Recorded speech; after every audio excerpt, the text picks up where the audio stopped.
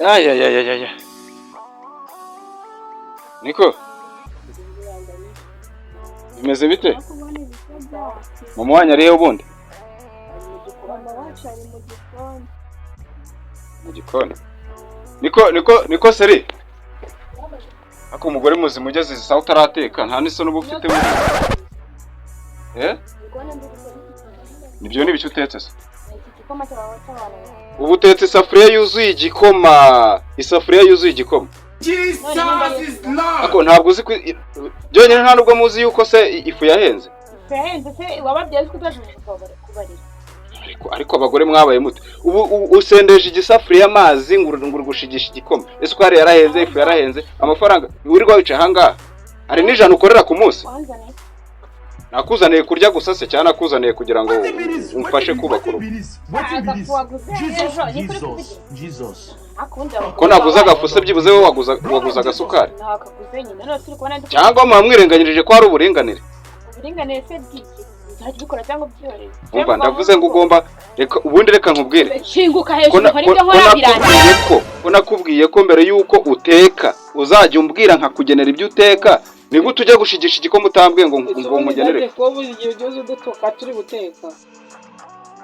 Mama wanyu naramubwiye ngo igikoma mukobwa uresha na shari ruko iki gikoma nyina atakimara. Nje narakubwiye.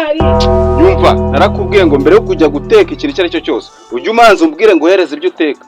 Byenze kugusaba ngomba kukugenera kuko amasafurate n'ijya yakuye iwacu se amasafurate yakuye iwacu. Umva ndakwisabye wa mugore we n'undi munsi ni wongera guteka ibiryo ntaguhaye nambe n'imbere yo tuzaserera yari yo kujya ikombe reka ne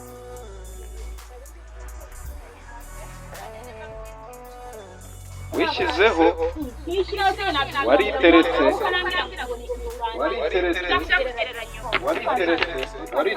kwanza ubundi zandi wagitetse kana hano n'igitanga kumenaho igitanga kora ndavuze ngo reka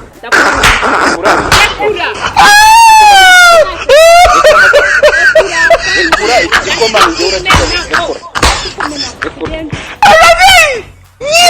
mwumve mwabana ukujyana nyuma yuko igiciro cy'ibintu kibaye cyinshi ibintu byarahenze isukari yarahenze ariko bite byawe tuza ndikubwira abana banjye abana basotse muri ntago basotse muri urumva umuntu ubuhagazera sabirerere ngiye kumushyiriramo icyanywa ikindi gisigara ndakinywa kirasigara nahane mugore Jesus is Lord.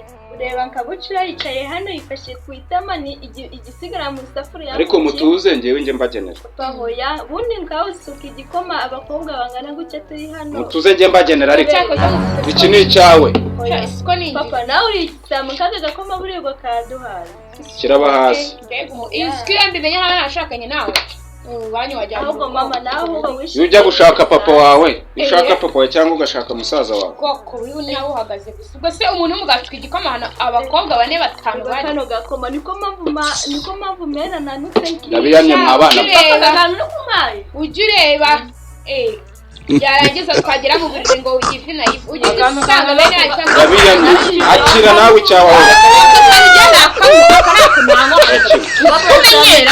urakinywa ntacyo kinanjye ndakinywa